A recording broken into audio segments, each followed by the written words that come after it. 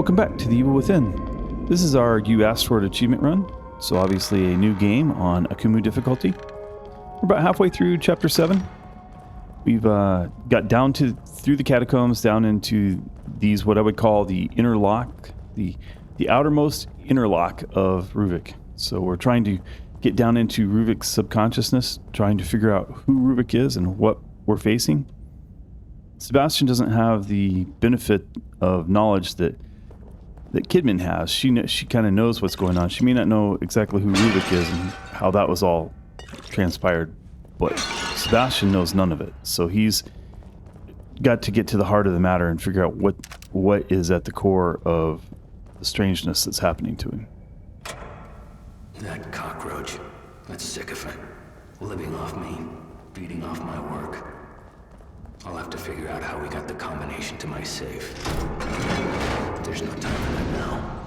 I'm so close. No one can ever have that data. It is mine. My only way.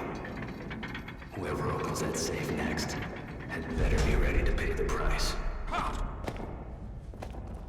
I don't know if you noticed it, but up there's a key statue, and I was trying to break the key statue. No, I missed. That was an interesting note, and it's out here on the outer locks of Ruben's mind. I call these the outer locks because you'll see we're going to go through several stages to get to the actual core of who Ruben/Ruvik is. And this was the first time in Chapter 6 we went through best described as a border checkpoint with a lot of high security intensive fighting to get to close to where Kidman and Leslie were. And when we got close, Ruvik threw us down here. Well, this down here is the first lock in... First, before we go on, I want to point out that this is an actual trap. On Akumu, this is a trap. That meat grinder thing will roll down and kill you. What you heard was the door locking behind you, not it tripping. The only way to kind of avoid that is you have to have a place to go. And the only way to have a place to go is to shoot this from out here. Now, everybody probably remembers dying the first time, unless you saw it on survival mode the first time you play it. You walk in there, you wind up shooting those traps, but you're staying down in there and the thing falls down. And, the correct way is to shoot them from out here. But the way you see it rolling down?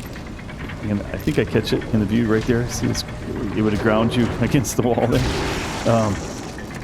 Yeah. Everybody dies the first time because they jump into the hole and they shoot the thing, and then the thing drops on top of them. So then you learn to stand back, shoot the things.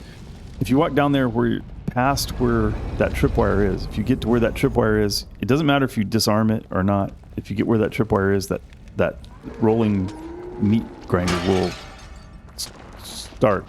And if you haven't already shot and provided yourself a platform to run to, then there won't be time. Luckily, once you drop it, it will stay dropped until you step on it. So it gives you the time to disarm the trap after you trip it. So anyway, that's an Akumu difference. Thought I'd highlight that. So in Chapter 6, we went through a border crossing checkpoint to try to get towards Kidman. Sebastian's subconscious was clued into a few hints that maybe Kidman wasn't who she was presented as, and so his subconscious was working on that. Ruvik has misdirected him by bringing him down here. He's no longer thinking about who Kidman is and what Kidman has to do. He's now thinking about who's Ruvik and how do I get to Ruvik and how do I end this nightmare. So he's headed down into the subconsciousness. He's burrowing into the subconsciousness of Ruvik. This is the first set of locks that Ruvik probably thought would be too hard for Sebastian to get through. But Sebastian's a hardened cop. He knows how to interrogate a suspect, and he knows that the harder these challenges get, the more likely he is getting close to something of importance. On the outside, on these outside first locks that he's hitting, we heard that tape where Ruvik was lamenting Jimenez, Dr. Jimenez, having gotten to information. There are cut scenes where you see a ghost of Jimenez talking to a ghost of Ruvik, and Jimenez has basically stolen Ruvik's research and used it as his own. Now this is a nice trick because we got 3 out of the 4 right there that easily that way. I thought maybe this guy would step up here and it would grind him against that, and I was waiting for it, but no, he got across, so we'll go getting the other way. But using that trick where you can shoot the little mechanism to drop it is, that wasn't intuitive to me at first. I didn't really figure that out until 2 or 3 times past here. I think it was during our the Quick and the Dead run. I don't know that I used it during the Quick and the Dead run. I just know I think that's when it occurred to me after a little bit. In the barn, you shoot one of those mechanisms and it finally clued into me. But you can see, I mean, this is just custom designed to grind them into paste. So when we got close to Kidman in the church, Ruvik changed his tactics from brute force defenses to trying to misdirect both Kidman and Sebastian.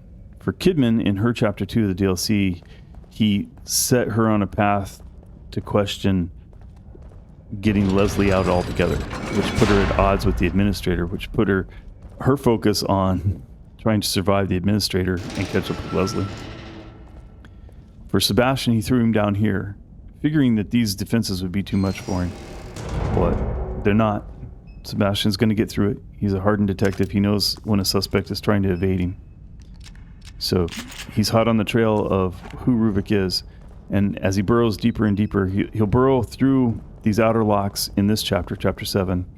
And he'll get down to where kind of the murky darkness of Reuben in the next chapter. And then finally in chapter 9, he'll break through the last of the locks and get to the core of what's going on, what's really going on. But it's presented to him in such a way that he still doesn't quite get... He gets what caused what's happening, but he doesn't get the exact information he needs that he would have gotten from Kidman had the two of them been able to collaborate. This winds up being one of my favorite chapters. The early parts of chapter 7, there aren't a whole lot of differences between Akumu and the other difficulties. In this part, you'll see that there's a few more traps. There's certainly that meat grinder trap that was a nice addition. I really appreciated that. But overall, the foes wind up being very similar. Coming up, there's going to be one extra that I wasn't quite prepared for. The last half of this episode is going to get us... We're going to get through that box where you saw us right in the kind of the center room. Kind of drop down from the ceiling. We'll get through that lock and we'll get into the last stage of these outer locks. And we'll face the Executioner. He's an iconic foe from the game. I mean, everybody talks about Laura, the Executioner, and a couple of others that we haven't seen yet.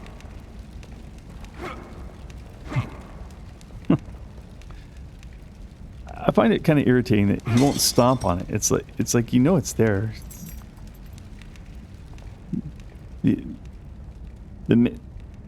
melee attack in this game is just sort of weird. It will target it'll target things that you don't expect it to target. Like you saw in the last episode where I was trying to break in to a jail door on one of the other catacombs, and he kept kicking the dead body that was next to the jail door. I didn't want to use a bullet.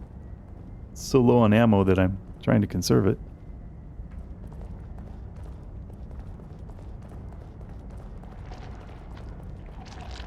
And this guy, I was not expecting him to be there.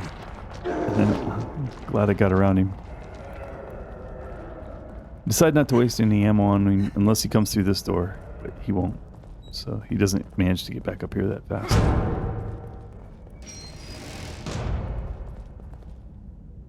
I also didn't know there was an axe there. I think this is the first time I found that axe. I could have made better use of this axe had I known what was coming up.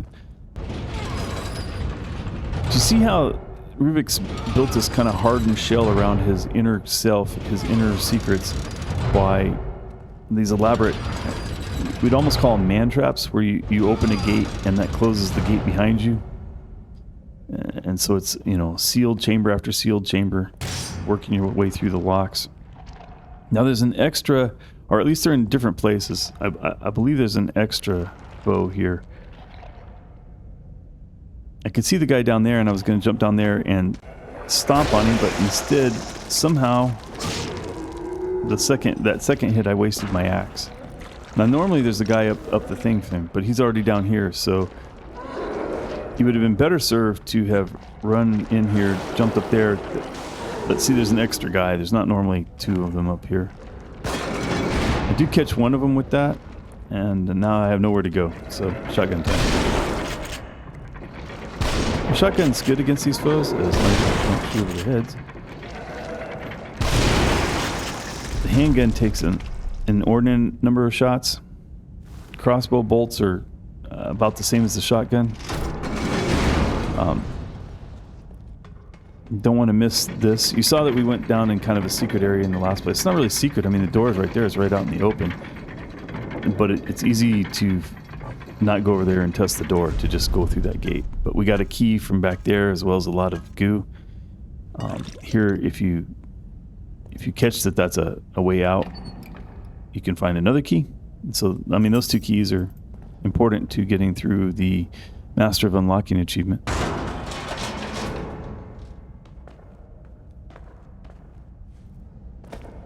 So we've talked about kind of each of the characters. We haven't talked in depth about Dr. Jimenez, nor we've talked a lot about Ruben, but there's still some more to be unveiled. I want to leave some of that lore discussion until we get to chapter 9, where a lot of it is revealed, so that you can see what I'm saying as I say it, rather than talking about it early and then you having to watch and remember for those cues when we get there.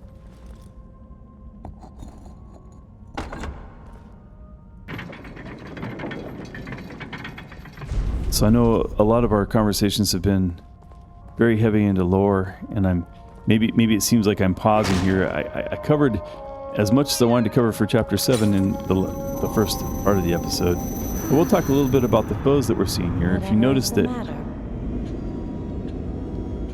in chapter 6, at the border checkpoint, before we could get to Cedar Hill Village, it was manned by husks. I guess in the game they call them haunted. So the haunted zombies. It was patrolled by those, and then I guess the mini boss at the end was a sadist with a chainsaw. Those are all external. Those are all things that Ruvik has. He's drained the bioelectrical energy from people that were attached to STEM, and now they're basically zombies doing his bidding. And he's set them to patrol, and we saw those in Elk River. We saw them in the checkpoint. We saw them in every episode up to now. But you notice that down here in chapter 7, that the foes we're facing are not those husks. They're not the leftover haunted zombies that he's used in previous episodes. Instead, they're these large, more klutzy, but much more formidable two-headed creatures. The common name for these is split personality. Split personalities. That name has some connotation to it, and there's a couple of different ways you can view it. There's going to be an audio tape coming up, or a note. I can't remember if it's a note or an audio tape that we're going to read that talks about him combining two. I guess this is in chapter 8. So combining two people that basically hate each other. Both of them combined. They can't get away from each other, but they hate each other. There's that connotation, but there's also the connotation of in a very real sense, when we get down to the bottom of who Ruvik is. I don't know what I thought I forgot. I guess I'm coming back up. You can take this as either two ways. This is either a split in gameplay sessions, and so I couldn't remember if I'd done everything or not. But I think I go in here. I just did the upgrades, so I know I'm not going to do any more upgrades. I think I wind up filling up my pistol with ammo from the police lockers. So this is probably wasn't a needed trip back up here, but there's a good chance that at that save point I saved and then we quit playing for the day, and then a few days later when we picked it back up I couldn't remember what we had done, so I came up here to check. The way it works best from a playing for YouTube for me is to have a pass through one of those mirrors. I can always cut into a pass through those mirrors that goes through a completely white screen that I can cut into easily. And so often at the end of our gaming sessions, especially if I'm in a place where I will go through the mirror. And then the next time when I start at the save point, which is back here talking to the nurse and signing into the book. And then I go through the mirror. But then in this case, I couldn't remember if I'd done everything, so I came back up. So anyway, if you're wondering why that happened, that probably happened because I can't remember. This has been a couple of months since we did this, but chances are that's what happened. So we were talking about the split personalities. I think the truer meaning of the split personalities comes out in something we get from audio tapes and notes in chapters 8 and 9, that the two personalities, they're split. One is the child, Ruben, who is being kept, if you will, in the corner basement, locked up in the corner basement of Ruvik's mind, so that when that he had a mental split, and so he is, in essence, at the same time, kind of the innocent child of Ruben and the not so innocent thing that is Ruvik. And that's the two split personalities. And you can kind of see that in the formulation of the two-headed creatures.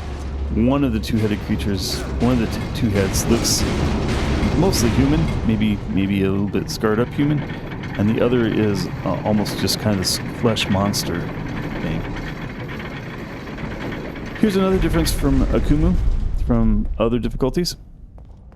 It's probably the same as Nightmare. I'm told that Nightmare and Akumu have pretty much the same layouts, so I didn't play it on Nightmare, so I can't say for certain, but it's certainly different than it was in Survival. There are a lot more of these traps. I wasn't running fast enough at the beginning, but we made it through it. It was, if you've been watching, you'll see every time we have to run towards the camera like that, I lament that. So you see the Leslie, safes there, you're safe. laying all about. Where's Kid. Kidman? Is she here too? Kid. Is she all right? Is she all right? All right? Stand back. I'll get it open.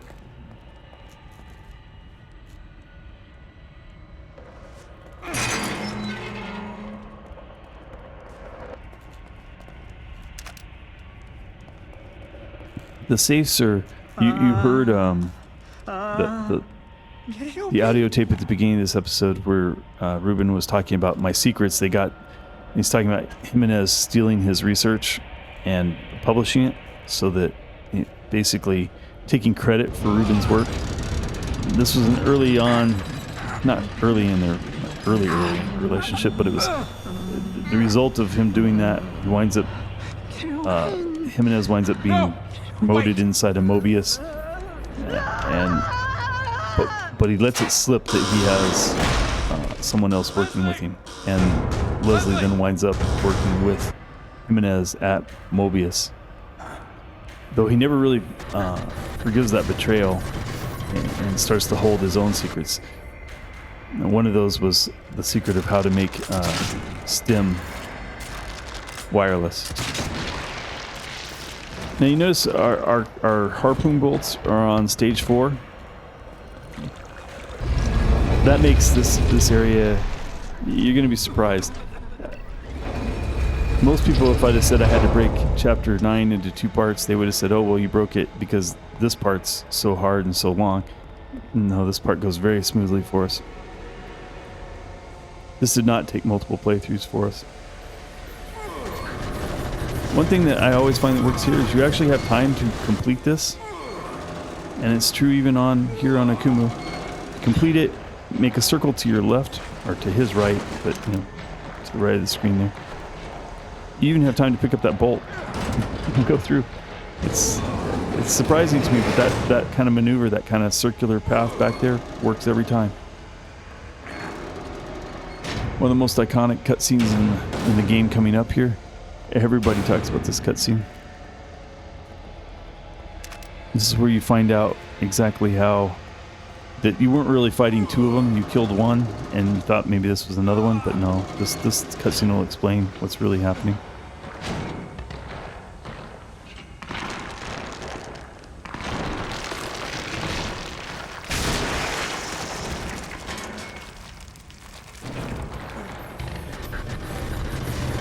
As soon as he dies, he can transfer from safe to safe.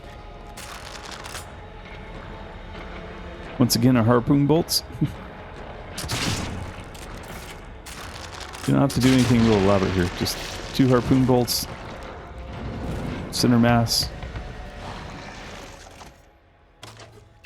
I'm going to make sure I have a couple more. One thing that is different in Akumu, if you notice on the top right corner, the speed at which that needle is moving is very different. Very, very different. It gets faster from casual to survival, and here on Akumu, it's moving right along. You can't waste a lot of time.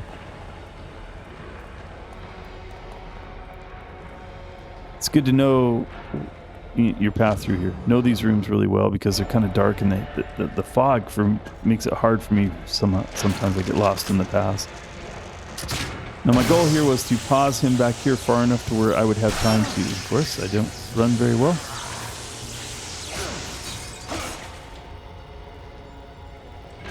The idea was to pause him long enough for me to get the valve on, and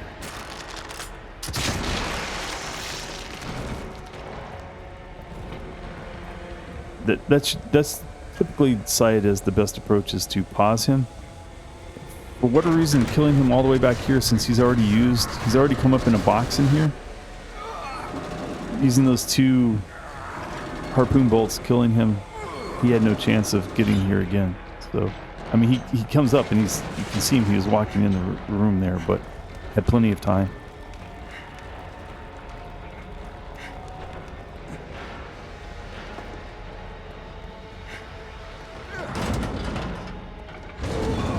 We'll see in the next episode, chapter 8, we'll see the split personalities, we'll see a lot of them. But I thought it was worth noting that from the time that Ruvik threw us down into the catacombs. Now, when he first threw us down into the top of the catacombs, they were still haunted up there.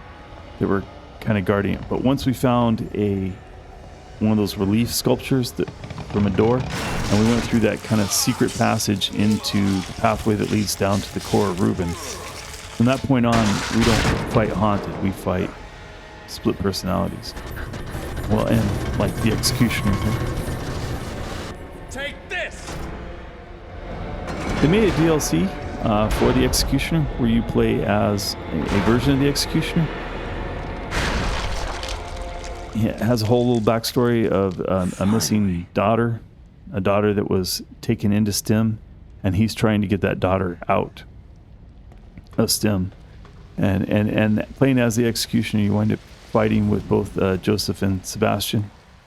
There's an achievement for getting your revenge on the detective that killed you. And that's killing Sebastian, of course. It's an interesting DLC.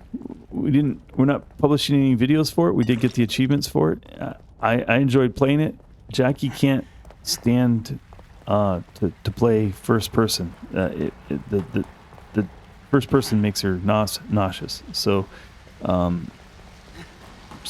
had to play it solo at night after she had gone to bed, and just to make sure that we did get the platinum on the game. It was a good it was a good DLC. It's mostly combat. The story's a little light. Not a whole lot to follow, but it's kind of linear. It's interesting because the first pass through it seems really, really hard, but then to get some of the achievements you have to go through without taking any damage at all.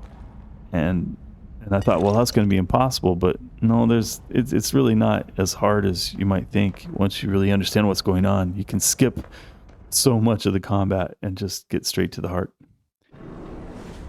That was our chapter 7. Hope you enjoyed it. We'll see you in the next time. Thanks for watching.